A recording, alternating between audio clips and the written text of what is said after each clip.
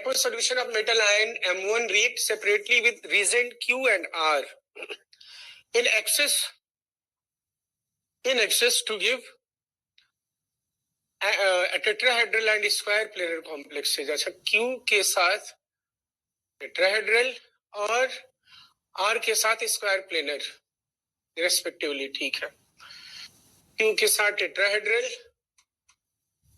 और R के साथ स्क्वायर प्लेनर, ये बोल रहा है। An aqueous solution of another metal M2 always, अच्छा M2 के बारे में बोल रहा है कि वो हमेशा क्या बनाता है, tetrahedral complex with these reagent. Aqueous solution of M2 react with reagent as to give precipitate with dissolve in excess of X. Reaction है, ठीक है, ओके। तो कह रहे हैं M1QR क्या हो जाएंगे पहले तो देखो, तो जिंक तो हमेशा ही क्या बनाएगा बोलो, टेट्राहेड्रल। ये Zn+2 किस में होता है बोलो, 3D10 कॉन्फ़िगरेशन में। तो 3D10 वाला तो ऑलवेज क्या बनाएगा बोलो, sp3 बनाएगा। तो ये तो हो नहीं सकता, नो, क्योंकि ये तो बोल रहा है टेट्राहेड्रल और स्क्वायर प्लेनर। Ni का देख लो भाई, हाँ Ni देखो, NiHCl, NiCl4-2 टेट्राहेड्रल होता है, टेट्राहेड्रल, और NiCl4 स्क्वायर प्लेनर होता है। तो ये M1 हो गया आपका क्या बोलो, Ni+2, और ये R क्या हो गया आपका बोलो, स्क्वायर प्लेनर बना रहा है, दैट मीन्स ये KCl हो गया, और ये हो गया आपका QHCl, ये हो गया आपका HCl, बोलो ठीक है। तो ये ऑप्शन हो गया आपका बी। अब आप कहोगे डी क्यों नहीं, सी, ये सी हो सकता था, कैडमियम। तो कैडमियम 4D सीरीज वाला है, 4D सीरीज वाला के साथ साइनाइड के साथ भी क्या बनाएगा, स्क्वायर प्लेनर, और क्लोराइड के साथ भी क्या बनाएगा, स्क्वायर प्लेनर बनाएगा, ठीक। अब कह रहा है कि M2 के बारे में बात कर रहा है। M2 क्या कर रहा है, ऑन रिएक्शन रिएजेंट X।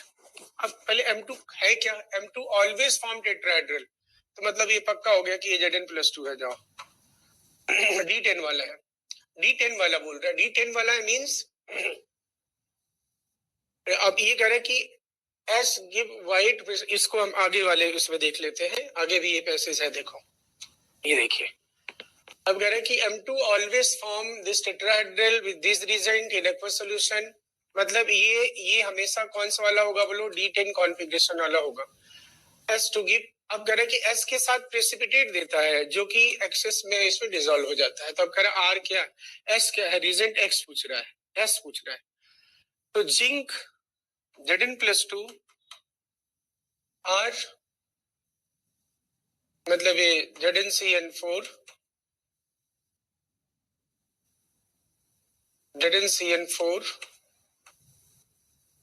-2 और Q ZnCl4-2, ये दोनों टेट्राहेड्रल है। इस S के साथ ये क्या कर रहा है, प्रेसिपिटेट दे रहा है। ये प्रेसिपिटेट मिलेगा बेटा पोटेशियम हाइड्रोक्साइड के साथ, क्या मिलेगा, जिंक हाइड्रोक्साइड।